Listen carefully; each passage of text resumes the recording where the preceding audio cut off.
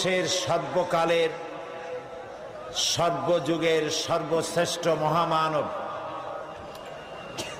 জনাবে মুহাম্মদুর রাসূলুল্লাহ সাল্লাল্লাহু আলাইহি ওয়াসাল্লামের পবিত্র সিরাত জানার উদ্দেশ্যে এই মাহফিলে আমাদেরকে শরীক করলেন। সেই মনিবের দরবারে শুকরগুজার হচ্ছি। আমরা সকলে পড়ছি আলহামদুলিল্লাহ।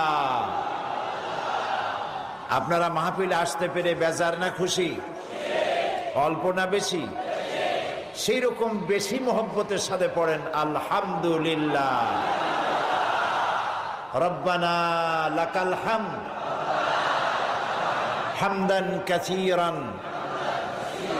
তাইয়্যিবান মুবারাকান ফীহি ইয়া রাব্বি লাকাল হামদু কামা ইয়ানবাগি লিজালালি ওয়াজহিকা ওয়া আযীমি সুলতানিকা।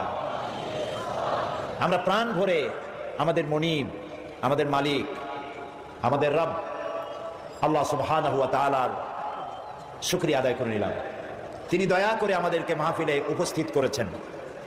তিনি যদি আমাদেরকে আসতে তৌফিক না দিতেন আমরা কেউ আসতে পারতাম না। এটা ঠিক কিনা?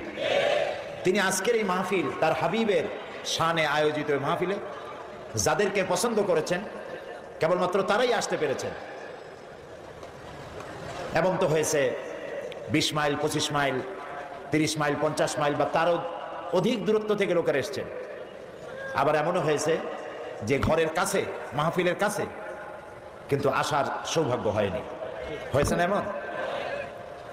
আমি আসরের নামাজের পরে খবর পেলাম পিরোজপুর থেকে, পিরোজপুরের জিয়ানগর উপজেলা থেকে একজন চেয়ারম্যান এবং একটি কলেজের প্রিন্সিপাল এবং সে এলাকার একজন দায়িত্বশীল ব্যক্তি তারা একটা বেবি ট্যাক্সিতে করে পিরোজপুর থেকে এই মাহফিলে আসার জন্য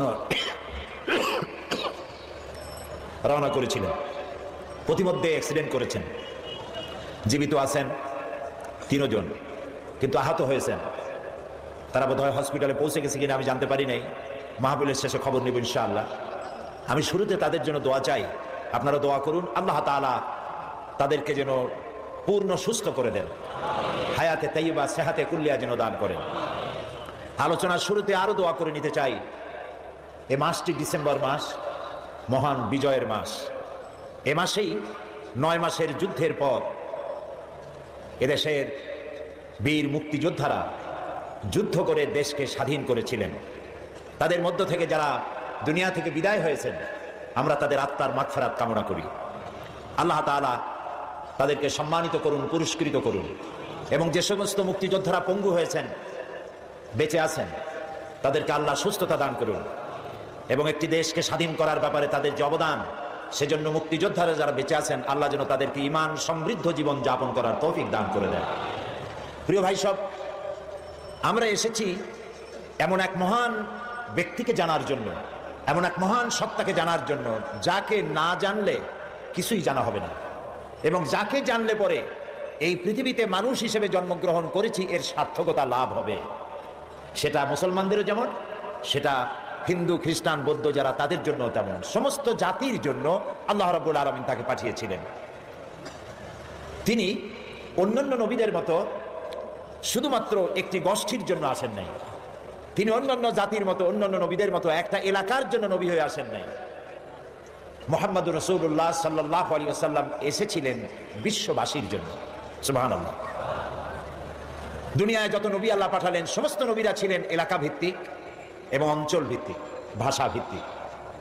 নবী করিম সাল্লাল্লাহু আলাইহি ওয়াসাল্লাম সম্পর্কে আল্লাহ তাআলা বলেছেন, কুল ইয়া আইয়ুহান নাসু ইন্নী রাসূলুল্লাহি ইলাইকুম জামিআ। হে নবী, আপনি বলুন, হে মানব গোষ্ঠী, আমি আল্লাহর পক্ষ থেকে তোমাদের সকলের জন্য রাসূল হয়ে এসেছি। সুবহানাল্লাহ। কোন সময়ের জন্য? যখন তিনি এসেছিলেন সেই সময়ের জন্য, নাকি কি বলেন? বুঝতে পারছেন না? নবীজি তিনি পৃথিবীতে এসেছিলেন কিয়ামত পর্যন্ত এই পৃথিবীতে যত মানুষ আসবে সমস্ত মানুষের জন্য আল্লাহ তাআলা তাকে রাসূল করে পাঠিয়েছেন। সুবহানাল্লাহ। এই পৃথিবীতে যদি প্রশ্ন করা হয় মানুষের জন্য সবচাইতে বেশি জরুরি কি জিনিস, তাহলে আপনি কি জবাব দিবেন? এক একজন এক এক রকমের জবাব দিবেন। কেউ বলবেন জরুরি ভাত, কেউ বলবেন রুটি, কেউ বলবেন পানি, কেউ বলবেন বাতাস, কেউ বলবেন অক্সিজেন। কিন্তু মূল জবাব কি? আসল জবাবটা কি? আসল জবাব হচ্ছে এই পৃথিবীতে মানুষের জন্য সব থেকে বেশি জরুরত হচ্ছে রিসালাত, নবুয়ত। কারণ আল্লাহ তাআলা আমাদেরকে সৃষ্টি করেছেন কোন পথে চললে পরে আমরা আল্লাহর নৈকট্য লাভ করতে পারবো। আমরা যে পৃথিবীতে এসেছি, আমাদের কি পৃথিবীতে চিরকাল থাকবো না আমাদেরকে যেতে হবে? জবাব দেন। কার কাছে ফিরে যেতে হবে? সেই যে আল্লাহর কাছে ফিরে যেতে হবে, সেজন্য আল্লাহ রাব্বুল আলামিন আমাদেরকে অন্ধকারে ছেড়ে দেন না, আমাদের জন্য পথের দিশা দিয়েছেন। আর সেজন্য তিনি নবী পাঠিয়েছেন। আদম আলাইহিস সালাম থেকে শুরু করে মুহাম্মদুর রাসূলুল্লাহ, সবাই বলেন সাল্লাল্লাহু আলাইহি ওয়াসাল্লাম, তার পর্যন্ত যত নবী পাঠালেন সমস্ত নবীদেরকে আল্লাহ পাক নবুয়ত দিয়েছেন, নবী করে পাঠিয়েছেন। তাদের কোনো ভুল নাই, তাদের কোনো গুনাহ নাই, তারা সবাই মাসুম, তারা বেগুনাহ। এই নবীদের মধ্যে সর্বশেষ এবং সর্বশ্রেষ্ঠ নবী হলেন মুহাম্মদ রাসূলুল্লাহ সাল্লাল্লাহু আলাইহি ওয়াসাল্লাম। নবী করিম সাল্লাল্লাহু আলাইহি ওয়াসাল্লামকে আল্লাহ তাআলা এমন একটা সময় পাঠালেন যখন গোটা পৃথিবীতে মানুষ ছিল ধ্বংসের দ্বার প্রান্তে। চুরি, ডাকাতি, জেনা, ব্যভিচার, হত্যা, ধর্ষণ, এমন কোনো পাপ নাই যা মানুষ করতো না। যেই দেশে রাসূল আসলেন সেই দেশে মানুষ, তাদের চিন্তা ছিল যে আমি মানুষকে খুন করব না কেন, লুট করব না কেন, মিথ্যা কথা বলবো না কেন, নারী অপহরণ করব না কেন। এর কোনো যুক্তিসঙ্গত কারণ তাদের জানা ছিল না, সবটাই তারা বৈধ মনে করত। এবং কতটা জাহিল ছিল যে এই গোত্রের লোকেদের উটের পানি খাওয়ার আগে আরেক গোত্রের লোকের উটের পানি খাওয়াইল কেন? এই অপরাধে তারা একে অপরের বিরুদ্ধে গোত্রে গোত্রে লড়াই হয়েছে বছরের পর বছর, যুগের পরে যুগ। এরকমের জেহালাতে পরিপূর্ণ ছিল সমাজ। অর্থাৎ পৃথিবী ছিল এক ধ্বংসের প্রান্তে। এই ধ্বংস থেকে বাঁচানোর জন্য আল্লাহর রহমত ছাড়া আর কোনো উপায় ছিল না। সেরকম একটি সময় আল্লাহ রাব্বুল আলামিন তার রহমত পাঠালেন। আল্লাহ তাআলা কোরআনে কারিমে বলছেন, ওয়ামা আরসালনাকা ইল্লা রাহমাতাল লিল আলামিন। হে নবী, আমি আপনাকে গোটা সৃষ্টি জগতের জন্য আমার রহমত করে পাঠিয়েছি। সুবহানাল্লাহ। প্রিয় ভাই সব, আমি সেই রাসূলের কথা আপনাদেরকে শোনাতে এসেছি যিনি আকাশের নিচে জমিনের উপরে সব থেকে শ্রেষ্ঠ মানুষ, যার থেকে শ্রেষ্ঠ পৃথিবীতে আর কে? আমি আপনাদের সামনে এমন এক মহান ব্যক্তিত্বকে জানাতে এসেছি যার মর্যাদা শুধু আকাশের নিচে নয়, আল্লাহর আরশের নিচে, জমিনের উপরে, আল্লাহর পরেই যার মর্যাদা। সুবহানাল্লাহ বলবেন না? তার সম্পর্কে, তবে তার সম্পর্কে আলোচনা করা আমার মতো আকিঞ্চন, আমার মতো ছোট্ট, নগণ্য, সামান্য জ্ঞানের অধিকারী কিভাবে এত বড় বিশাল ব্যক্তিত্ব সম্পর্কে আপনাদের সামনে আমি তুলে ধরবো। ওমা তাওফীকি ইল্লা বিল্লাহ। আমি বলে থাকি, আটলান্টিক মহাসাগর, প্রশান্ত মহাসাগরের পানি যদি কেউ মাপতে যায় চামচ দিয়ে, তাহলে তাকে কি মনে করা হবে? তার সুস্থতা, মস্তিষ্কের সুস্থতা সম্পর্কে চিন্তা করতে হবে। আটলান্টিক মহাসাগরের পানিও হয়তো একদিন চামচ দিয়ে মাপা হয়তো সম্ভব হতেও পারে, কিন্তু নবী করিম সাল্লাল্লাহু আলাইহি সাল্লামের জীবন আলেখ্য, তার পবিত্র জীবন আলোচনা করে শেষ করা যাবে না। সুবহানাল্লাহ। এই পৃথিবীতে কত রাজা বাদশাহ এসেছেন, কত রঙ্গমঞ্চ তারা তৈরি করেছেন, কত দার্শনিক, কত বৈজ্ঞানিক, কত সাহিত্যিক, কত কবি পৃথিবীতে এসেছেন, কিন্তু মানুষের কাছে গ্রহণযোগ্য আদর্শ নিজের চরিত্র দিয়ে কেউ দেখায় যেতে পারেননি। নবী করিম সাল্লাল্লাহু আলাইহি সাল্লাম এক ব্যতিক্রম ধর্মী মানুষ, আল্লাহ তাকে পাঠাইছিলেন পৃথিবীতে। তার জীবন দুই রকম ছিল না। দুনিয়ার সব নেতাদের জীবন হয় দুই রকম সাধারণত। একটা হচ্ছে পাবলিক ক্যারেক্টার, আর একটা হলো পার্সোনাল ক্যারেক্টার। একটা ব্যক্তিগত জীবন, ব্যক্তিগত চরিত্র, আর একটা মানুষকে দেখাবার মতো চরিত্র।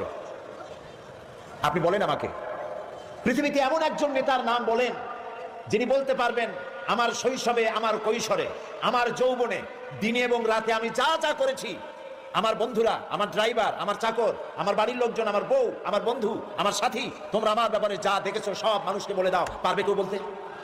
এরকম আসতে বললেন? কথা বুঝতে পেরেছেন কিনা? তাহলে বলেন, এরকম কেউ বলতে পারবে? এবার যার সিরাত জানার জন্য, পবিত্র জীবন জানার জন্য, আরামকে হারাম করে মাঠের ভিতরে বিনা বিছানায় যারা বসেছেন, যার জীবনকে জানার জন্য, তার সম্পর্কে শোনাই।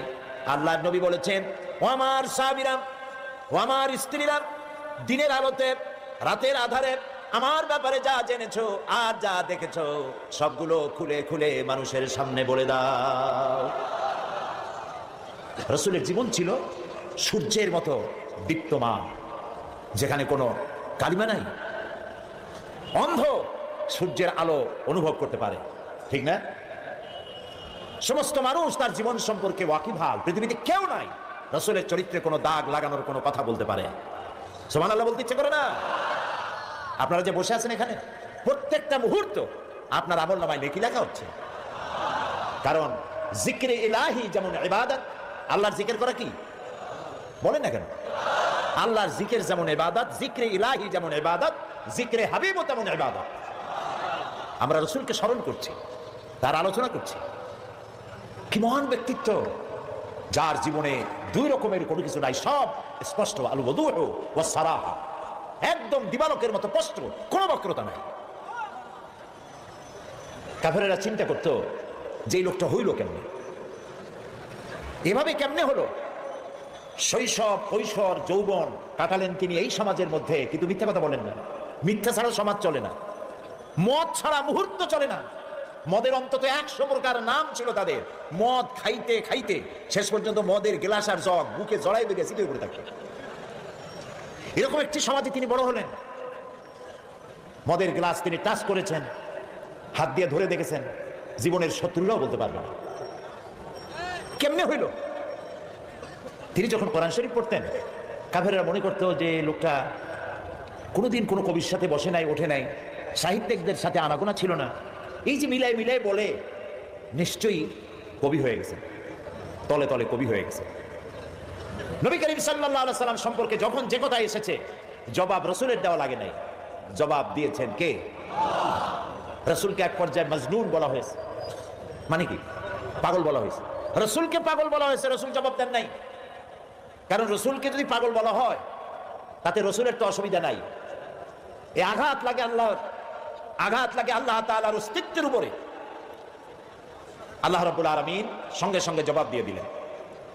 আল্লাহ রাব্বুল আলামিন বলেন, ওয়ামা সাহিবুকুম বিমাজনুন, তোমাদের সাথী পাগল নন। মুহাম্মদ সাল্লাল্লাহু আলাইহি ওয়াসাল্লাম পাগল নন তা বললেন না, বললেন তোমাদের সাথী পাগল না। তোমরাই তো সাথে ছিলা, একসঙ্গে খেলাধুলা করেছো, ওঠা বসা করেছো। তার জীবন যৌবন চোখের সামনে, পাগলামির কি দেখলে তার মধ্যে? নবী করিম সাল্লাল্লাহু আলাইহি ওয়াসাল্লামকে যখন কবি বলা হলো, আল্লাহ তাআলা প্রতিবাদ করলেন। আল্লাহ তাআলা বললেন, ওয়ামা আল্লামনাহু আশ-শি'রা ওয়ামা ইয়ানবাগী লাহু। আল্লাহ তাআলা বলেন, আমার নবীকে আমি কবিতা শিখাই নাই, আর কবিত্ব আমার নবীর জন্য শোভনীয় নয়। আমার নবীরে আমি কবিতা শিখাই নাই, আর কবিতা আমার নবীর জন্য শোভনীয় নয়। এটা কি কথা? কবিতা নবীর জন্য শোভনীয় নয়। কারণ হলো, কবিরা অনেক সুন্দর সুন্দর কবিতা লিখতে পারেন, মানুষের মধ্যে উত্তেজনা, টেনশন, রোমান্স পয়দা করতে পারেন, কিন্তু কোনো সিদ্ধান্ত দিতে পারেন না। কবিরা পৃথিবীতে মানুষকে এমন কোন আদর্শ কবিত্বের মাধ্যমে শিক্ষা দিতে পেরেছেন, হোমার থেকে শুরু করে আজ পর্যন্ত এরকম কবি দেখা যায়নি। এবং কবিরা এমন এমন কথা বলেন যা বাস্তবতার সাথে মিল নাই। কবিরা আবেগ উচ্ছ্বসিত হন, কল্পনার ঘোড়ার পৃষ্ঠের উপরে বসে তেপান্তরের মাঠ দিয়ে নিরুদ্দেশ্যের উদ্দেশ্যে দৌড়াতে থাকেন, বাস্তবতার সাথে মিল থাকে না। যেমন আমি একটু দেখাই, দৃষ্টান্ত দিলে বুঝতে সুবিধা। কি বলেন? আমাদের জাতীয় কবি কাজী নজরুল ইসলাম, আমি তার জন্য দোয়া করি সবসময়, মনে আসলেই দোয়া করি। আল্লাহ তাআলা তার দোয়াটা কেমনি কবুল করলেন দেখলেন? তিনি বলেছিলেন, মসজিদেরই পাশে আমার কবর দিও ভাই, যেন সকাল সন্ধে মুয়াজ্জিনের আজান শুনতে পাই। দোয়া কবুল হয়েছে? তাও কথা কয় না লোকেরা। ওইখানে বিশ্ববিদ্যালয়ের মসজিদের পাশে তার কবর হয়েছে, সকাল সন্ধ্যা আজান শুনতেছে। ওইখানে আরেক শয়তানের কবরও দিতে চাইছিল। দেখেন, কাজী নজরুল ইসলাম আমার মন বলে এমন সময় তিনি কলম ধরেছিলেন যখন মুসলমানদের পক্ষে কলম ধরার লোক ছিল না। শুধুমাত্র আল্লাহর নবীর নামে, নবীর শানে যেসব নাত রচনা করেছেন, যেসব গজল কবিতা রচনা করেছেন, আল্লাহ ইচ্ছে করলে এর বদৌলতে তাকে জান্নাত দিয়ে দিবেন। আল্লাহ যেন দয়া করে নজরুলকে জান্নাত দান করেন, আমরা বলি আমিন। নজরুল ইসলামের কথা আনলাম কেন? ওই যে কবিতা, যারা কবি হন আবেগে উচ্ছ্বাসিত হয়ে এমন সব কথা বলেন যার সাথে বাস্তবতার মিল নেই। যেমন তিনি এক জায়গায় লিখেছেন, মোর প্রিয়া হবে এসো রানী দেব খোবায় তারার ফুল। এখন সত্যিই যদি ওনার যার প্রতি লক্ষ্য করে নিয়ে কবিতা লিখেছেন, যদি সত্যি ওই মহিলাকে তিনি প্রিয়তমা হিসাবে পেতেন তো আকাশের তারাগুলি খোবায় দিয়ে দিতে পারতেন। তারপরে তিনি লিখেছেন, জ্যোৎস্না রং আর রং ধরুন রং মিলাইয়া আলতা বানাইয়া তোমার পায়ে পরাই দিতাম। এটা কি উনি পারতেন? পারতেন না। কবিরা সাধারণত আবেগ প্রবণ হন, আবেগে কথা বলেন যার বাস্তবতার সাথে মিল নাই। কবি হাফিজ নিশ্চয়ই নাম শুনেছেন, পারস্য কবি। তিনি তার প্রিয়তমা সম্পর্কে লিখেছেন। ফার্সি কবিতাটা আমার এখন মনে আসতেছে না। কবিতার অর্থ হচ্ছে যে আমার প্রিয়তমার লাল গালের উপরে যে কালো তিলটি আছে, একটি লাভ স্পট, এই প্রিয়তমার লাল গালের কালো তিলটি যদি আমি লাভ করতে পারি, আমি পাই, তাহলে সামারকান্দ এবং বুখারা আমি আমার প্রিয়তমার জন্য উৎসর্গ করে দিতে পারি। সামারকান্দ এবং বুখারার বাদশাহ ছিলেন তৈমুর লং।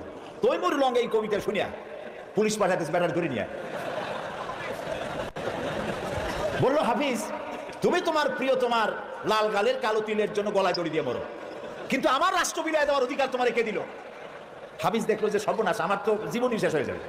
কবি মানুষ তো সাথে সাথে কবিতা পাল্টায় ফেললো। বললো, জাহাপানা আপনি তো ভুল শুনছেন, আমার কবিতার শেষের লাইনে আপনি কি শুনেছেন? বললো যে তোমার শেষের লাইন তো ছিল সামারকান্দ ও বুখারা, সামারকান্দ এবং বুখারা বিলাই দেবটা ছিল।